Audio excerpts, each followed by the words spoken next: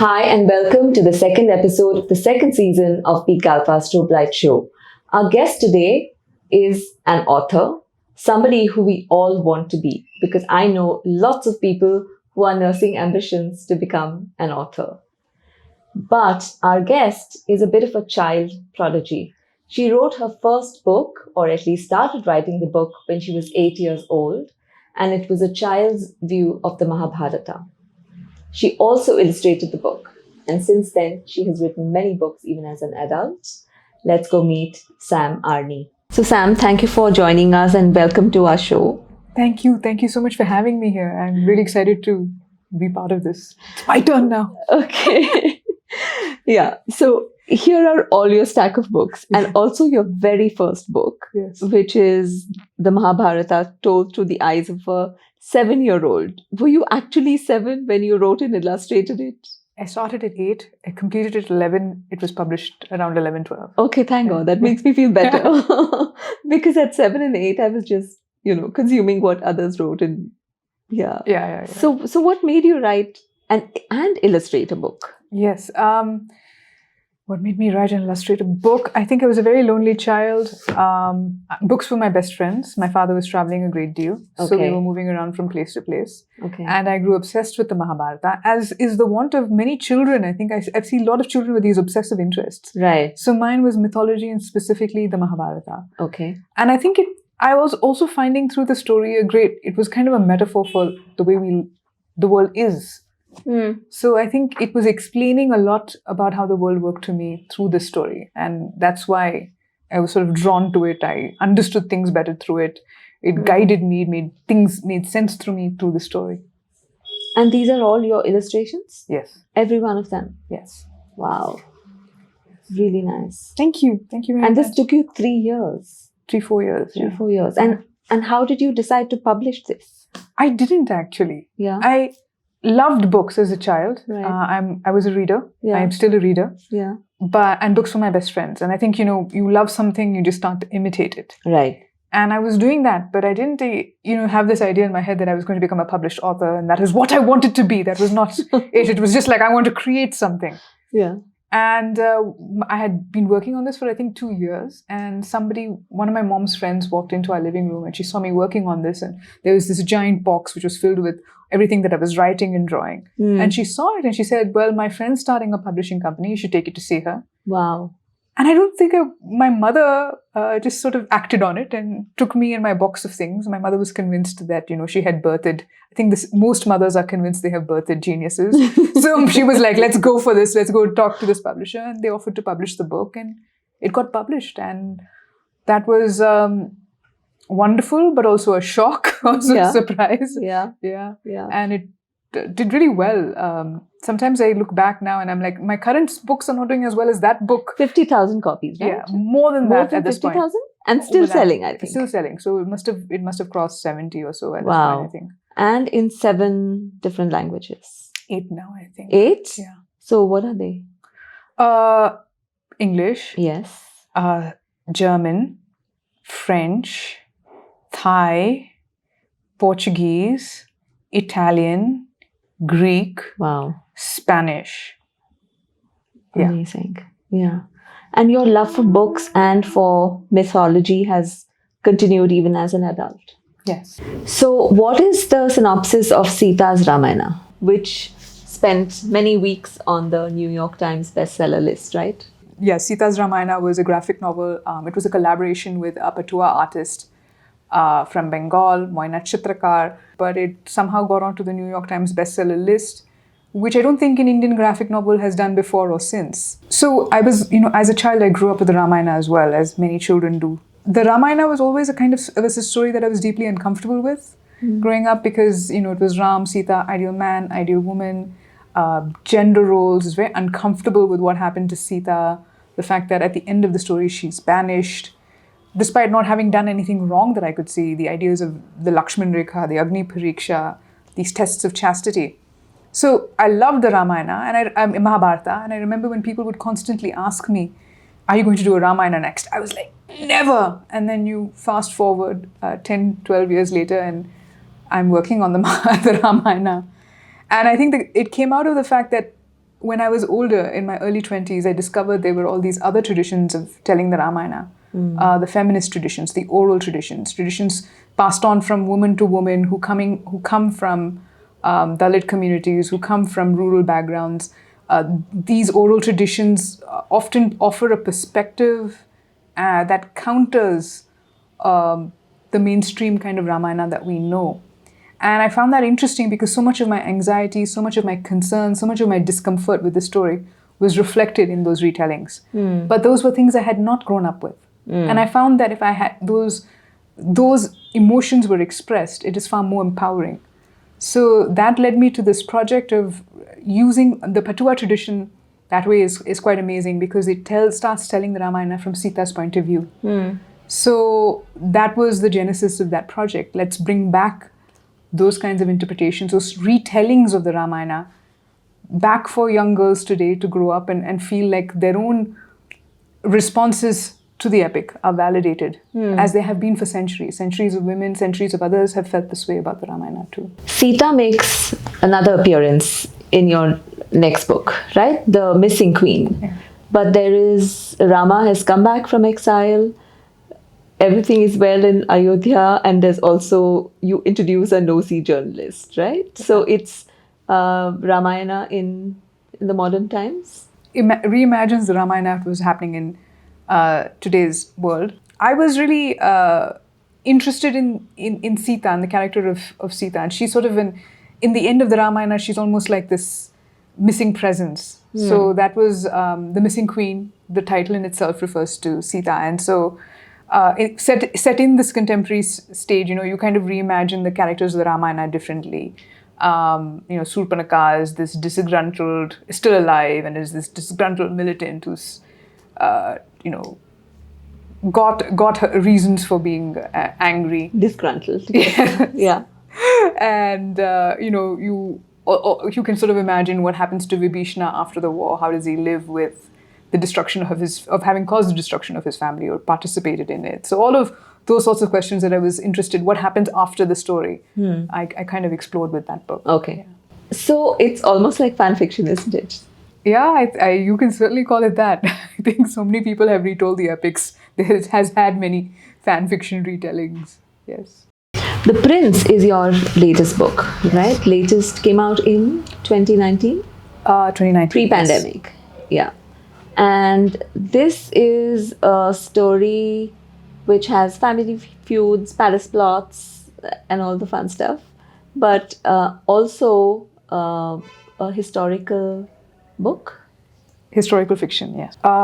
So it's I became very fascinated with this epic called the Silapatikaram. For those of you who are Tamilian and know the Silapatikaram, it's got this wonderful character, Kannagi, who goes on, who quests for social justice, who quests for justice for her husband who has been executed wrongly.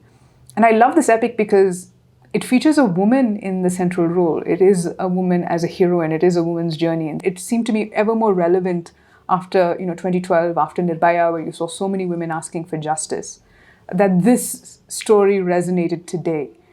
But what intrigued me as I started researching it was that it was actually written by a prince, a man, who wrote of a common woman asking for social justice, as a result of which a king drops dead because he has not been a just king. So I found those paradigms, those complexes, that fascinating. And if you were to pick one of these books, The Missing Queen or The Prince, which one would you want to see as a movie? The answer to that is The Prince. It's already been optioned, and we've got a great director, a great cast, and crew on board. So fingers crossed that'll happen soon. Now I'm going to go a little bit into your writing process. I think this is what most people want to hear. How do you write? Where do you find your inspiration? I think the process changes with each book. How I write each book has sort of evolved considerably from... There's a different process for each one. I remember The Missing Queen, I think I rewrote it 9 times. I went through 9 drafts of each chapter and then another 4 drafts when the whole book was completed. I will not advise that writing process.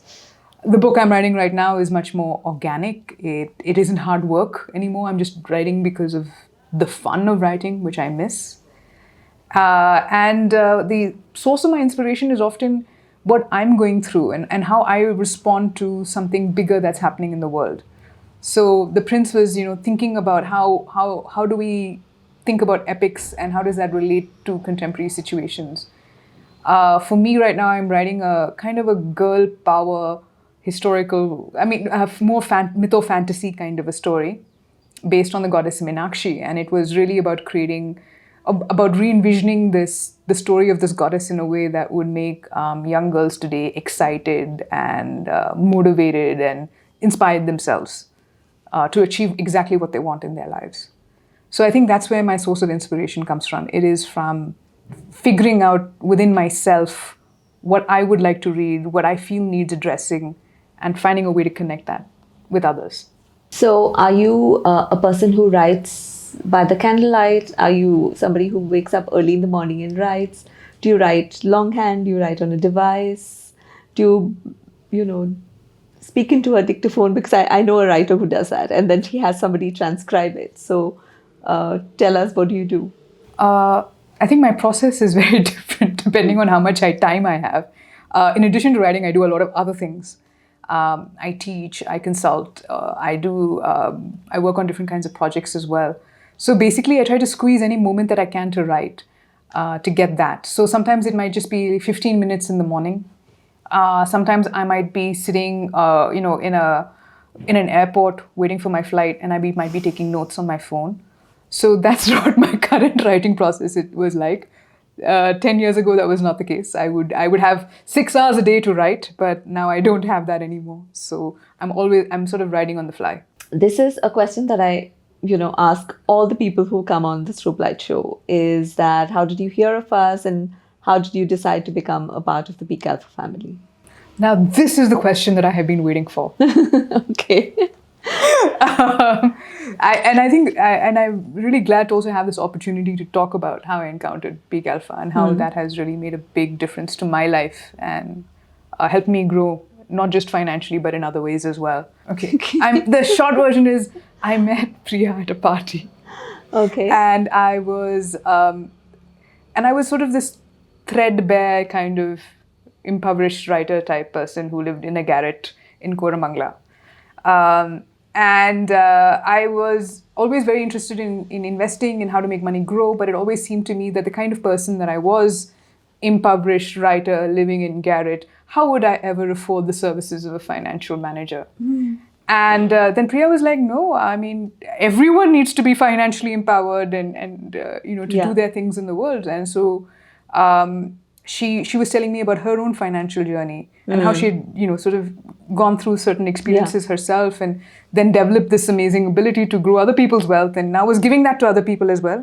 And I said, can you please take me on as a client? And she did. But I'm so grateful that she took me on and the amount of how my money has grown with her, how my own habits of financial discipline, the choices I've made in my life, and where I see myself going, how free and empowered I feel because I don't need to worry about money any longer. I owe that hugely to her and PeakAlpha.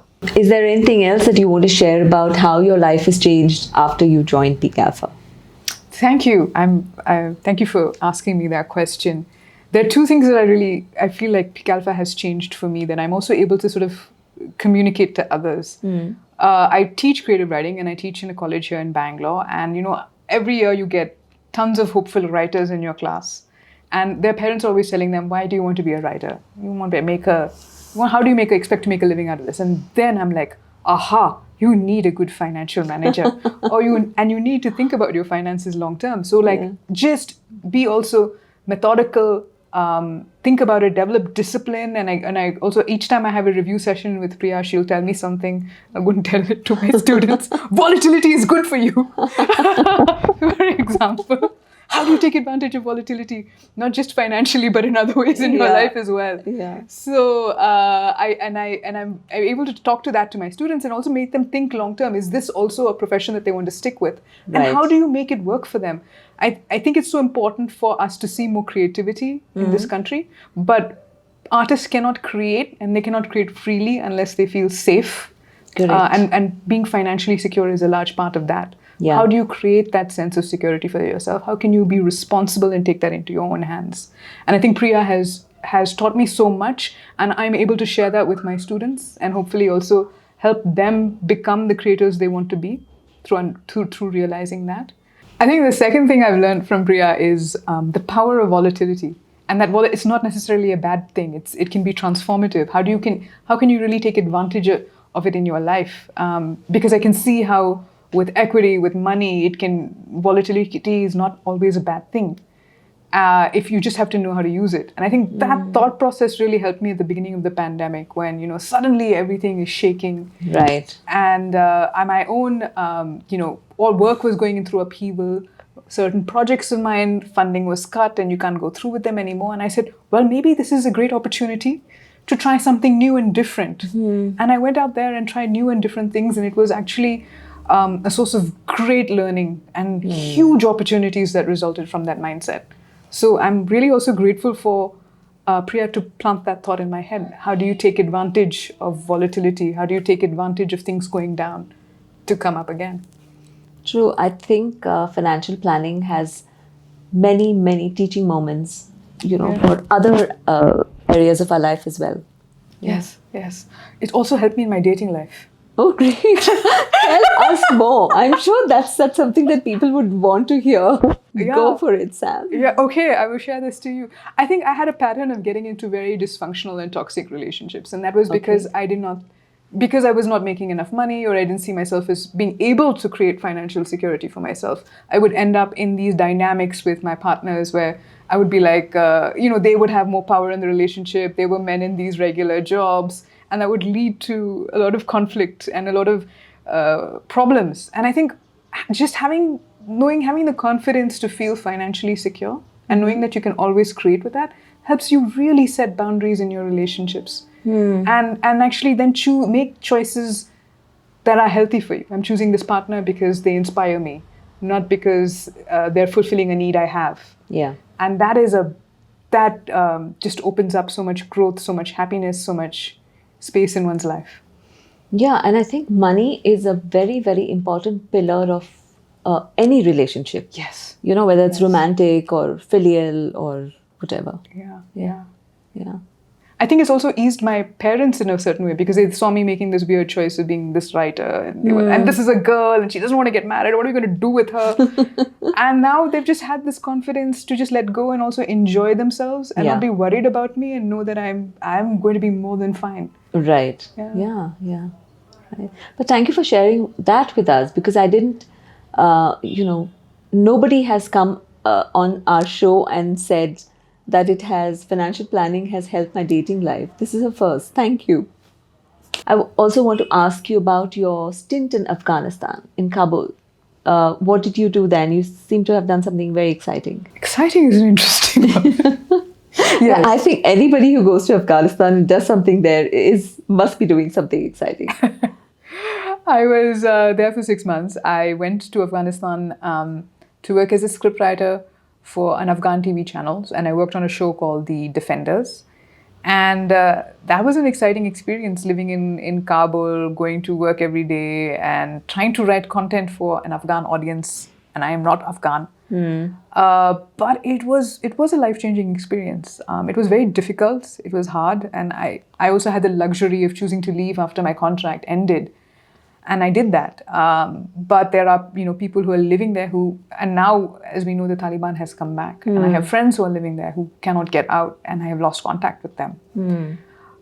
So it sounds exciting, but it was also kind of heartbreaking in many respects. Yeah. And life-changing. I think it also changed my sense of purpose and my mission in life. Are you planning to do another script, maybe for an Indian TV show?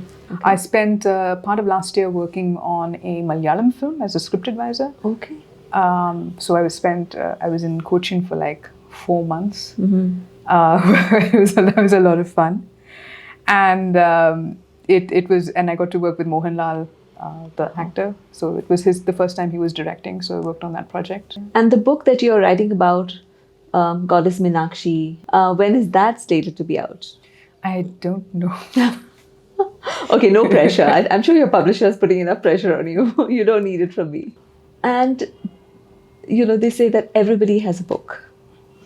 And I remember when we were working in a newspaper, a colleague of mine used to say, yeah, but some people have a bad book as a subtext. But really, do you believe that? Do you believe that everybody has a book? I think everyone has a story. Good one. It's Okay. not the same as a book, Yes, but yeah. everyone has a story. Yeah. And how do you, as an author, receive criticism? I love it. Seriously. Yeah. Okay. Don't you get angry and want to give explanations and No. no? No. Okay. Yeah. In a strange way. I mean, because also people are not really mean with critics. I don't know. I haven't had any mean critics. So I've always had somebody who said, it would have been interesting if she had had a stronger ending. Or it would have been interesting if this character's story had been more resolved. Or it would have been interesting if she had spent more time with that character. So that's the kind of criticism I get. And I like that. But it hasn't been harsh or. It might have been harsh years ago, but I think my attitude towards also what I consider harsh has changed. Yeah. Okay. That's nice. Yeah. Anyway, we look forward to your next book whenever Thank you. it happens. Thank you. And thank you for sharing your story with us, Sam, and your books. We're looking forward to seeing them on the screen. Thank you. Thank you so much. Yeah, let's hope that happens soon. Thank you. Thank so you. much. I hope this interview has inspired you to find your story or even write a book. We're leaving you with Sam's website. You can go and have a look at all the different books that she's written and also buy them there. If you want to follow us on PeakAlpha social media handles, we're leaving you with all our addresses. Please also visit peakalpha.com, our website, where you will find many positive stories of our clients. Until we see you next time, keep reading. See you soon.